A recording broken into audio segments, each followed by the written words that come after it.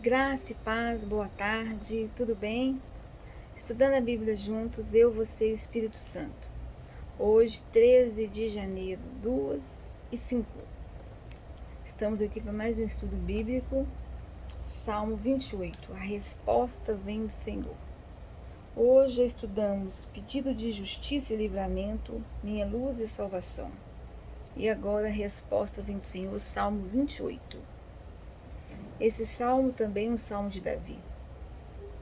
Eu oro, peço ao Senhor perdão pelos meus erros, minhas falhas, os meus pecados. Jesus, lava-me com teu sangue.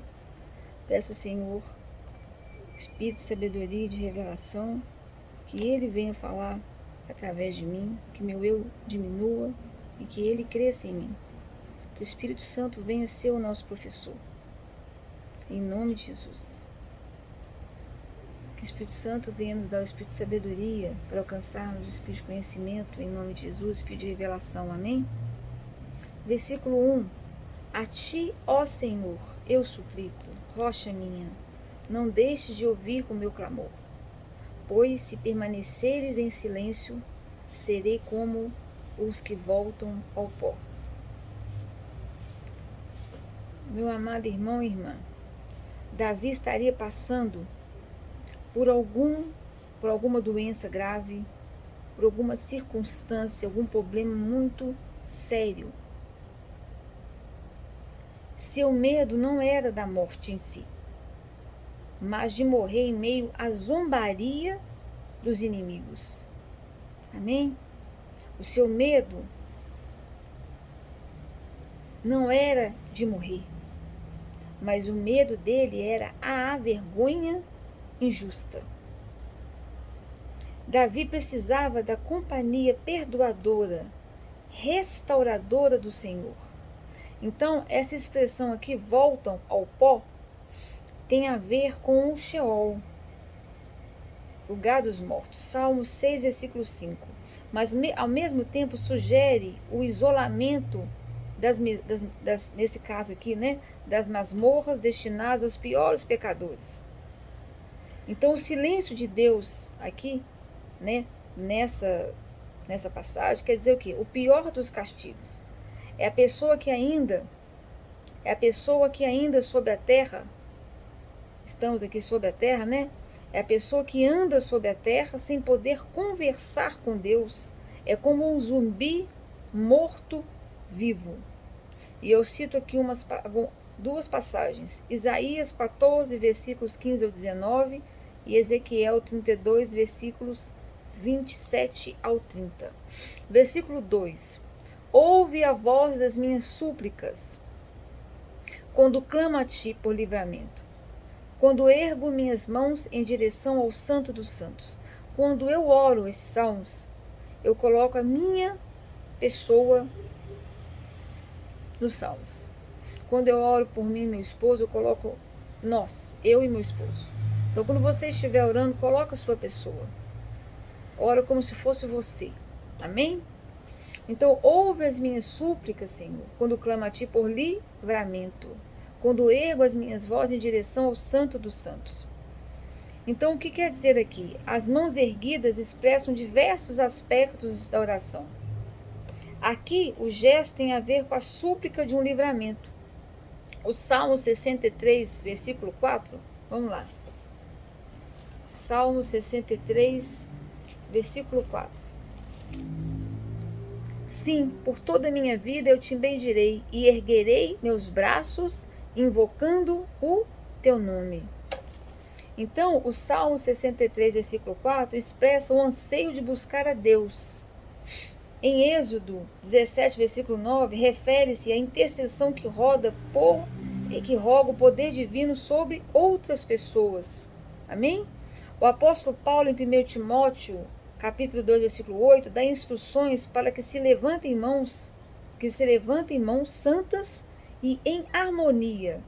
Então, o termo hebraico aqui significa a sala interior do tabernáculo ou do templo, podendo ser também lugar santíssimo, onde se encontrava a arca. Então, é sugestivo que esse termo seja derivado, que significa o ato de expressar por meio de palavras, ou seja, O Deus, ele criou o ser humano para dialogar com ele, desde lá do paraíso, Adão e Eva. Ele nos criou para dialogar. A oração nada mais é que o conversar com o Senhor. O ser humano não pode viver sem ouvir o Senhor. Eu falo isso com meu esposo, se eu ficar um dia sem ler a palavra, porque eu uso a palavra para conversar com o Senhor, para ter intimidade com Deus. Eu não simplesmente pego a palavra e leio automaticamente. É um meio que eu converso com o Senhor. Eu oro, eu leio a palavra, mas o ler a palavra, Deus fala comigo. O ser humano, ele não pode viver sem ouvir o Senhor. E ao mesmo tempo, Deus deseja falar com o homem. Deus deseja revelar seus maravilhosos segredos ao ser humano, aos seus filhos. O ser humano é convidado a abrir o seu coração ao seu coração no Santo dos Santos, no lugar santíssimo, e ouvir o coração de Deus. Mas para isso nós precisamos entregar o nosso coração a quem? A Jesus Cristo. Efésios 1,18, que eu falo sempre, o meu coração é de Jesus. Jesus, ilumina os olhos do meu coração, porque o meu coração é teu. O meu eu está crucificado, o meu coração é teu. O Senhor Jesus é o Senhor do meu coração. Amém? Então Davi via no santuário o emblema do pacto de Deus. Jesus é a aliança. Hoje, o que eu vejo? Jesus é a aliança. É a nossa aliança com Deus. E Davi via no santuário o emblema do pacto de Deus e a graça prometida. Hoje, Davi via isso, mas hoje qual que é a nossa aliança? Jesus. É o sangue do Cordeiro. Amém? Exatamente como hoje nós cristãos invocamos o quê? O Senhor Jesus Cristo, que desceu dos céus para que pudéssemos ser elevados ao Pai. Sempre que desejam orar e abrir seus corações a Deus. João 14. Medite em João 14. Jesus é o caminho, a verdade e a vida. E o nosso coração hoje representa isso. Ele habita aqui. Então você deve o quê? Entregar o seu coração a Jesus. Deixar ele habitar, fazer morada, crescer. E o seu eu o quê? Diminuir. Amém? Então aqui, ó, versículo 3. Não me juntes aos ímpios e maldosos no castigo que a eles está reservado, pois falam como amigos com seus companheiros, mas na realidade abrigam crueldade no coração. Então o verbo hebraico aqui, nesse versículo, é melhor traduzido a partir do seu contexto original, por apreender ou apoderar-se, como os soldados se apoderaram de Cristo para crucificá-lo, lá em João 19, versículo 16. Então o sentido da palavra aqui, junte, é o de arrastar juntamente. Então Davi rogava que não fosse confundido e tomado com a multidão dos ímpios pela fúria avassaladora do juízo, pois seu coração era sincero em seu amor pelo Senhor. É o que eu falo sempre. Nós somos falhos, nós erramos, mas o nosso coração é sincero no nosso amor pelo Senhor, na nossa fé pelo Senhor. Amém? Então, ele fala aqui, não ajuntes minha alma com, né? Ou em outras versões, e não me destrua juntamente com. Então Davi expressa a indignação de todos os fiéis quanto ao quê? A injustiça que ainda reina na terra, e quanto à convicção de que um dia de juízo torna-se uma necessidade moral, pelo que devemos clamar dia e noite, pois a ira do Senhor já foi despertada. Lucas 18, versículo 7. Quem tem ouvidos, ouça e ore, clame dia e noite. Amém? Glória a Deus. Vamos lá. Versículo 4. Retribui-lhes em nome de Jesus, Pai, segundo os seus feitos, conforme suas más obras.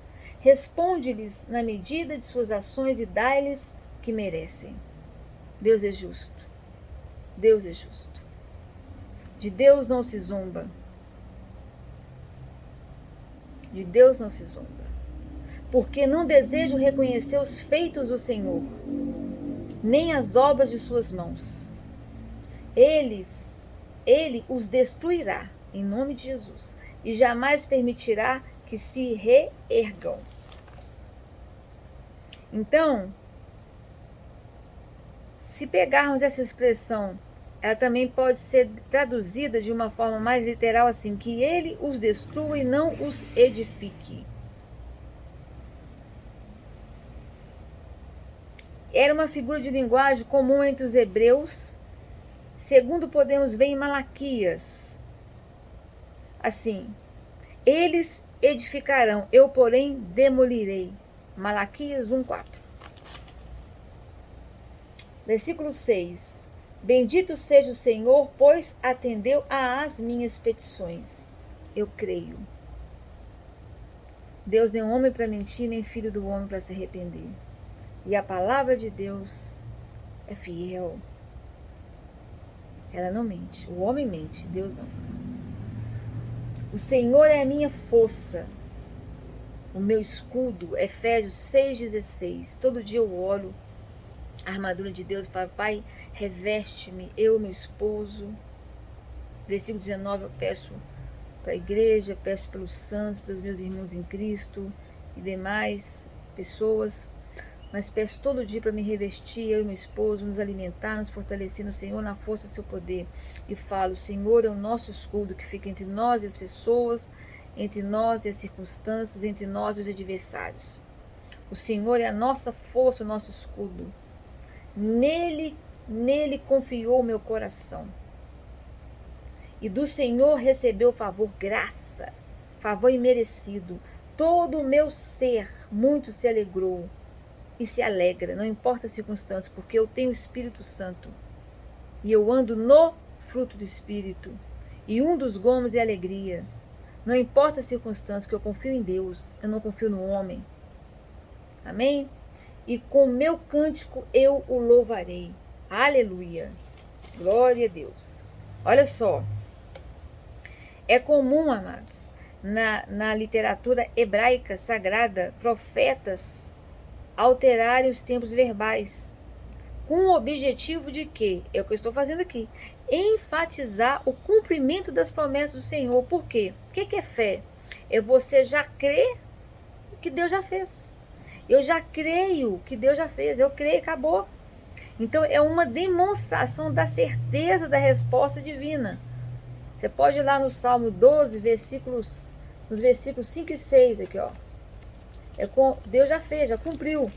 É algo que vai acontecer no futuro e você já está proclamando agora no presente. Ou então uma coisa que no futuro você já coloca como se fosse no passado. Por causa da opressão do necessitado, do clamor do pobre, agora me levantarei, diz o Senhor. Eu os protegerei e salvarei a quem por isso anseia. Esse pobre aqui são os humildes. Não é pobre fisicamente falando, não. É o humilde, aquele que anda na dependência de Deus. As palavras do Senhor são verdadeiras, são puras como a prata purificada num forno 7 vezes refinada. Continuando.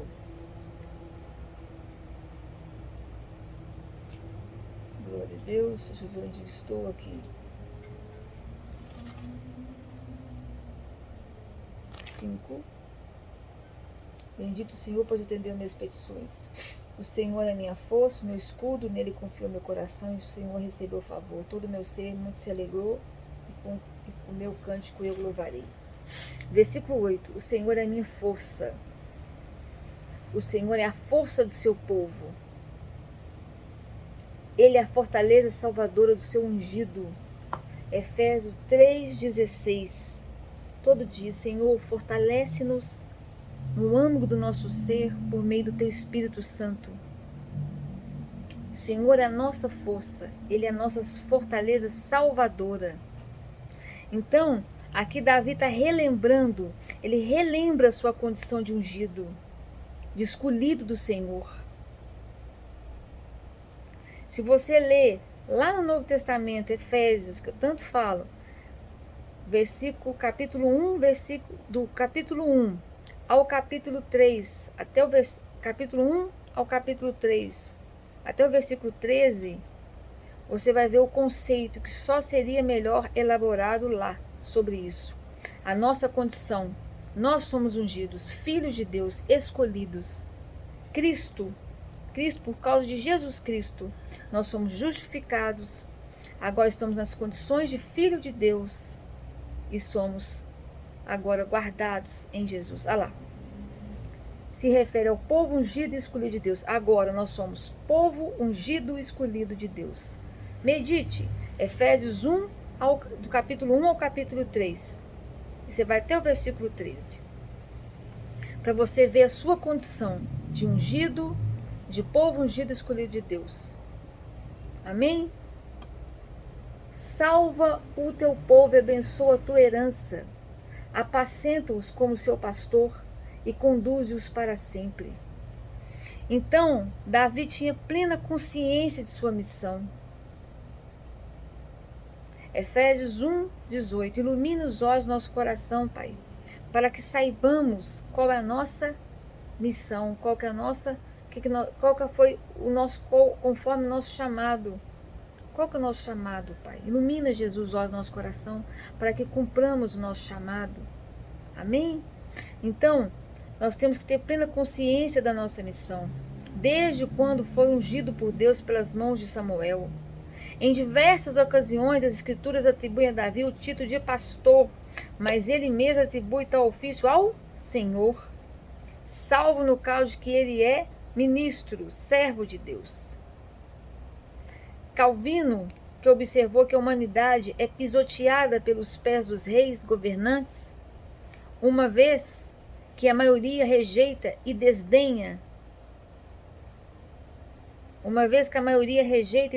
carregar a cruz de Cristo. Não é verdade? Então eu finalizo aqui o estudo do Salmo 28, convidando a vocês a meditarem nessas reverências que eu dei. Agradeço ao Senhor pela oportunidade, toda honra e toda glória ao Senhor. E Deus abençoe e paz do Senhor Jesus. Amém?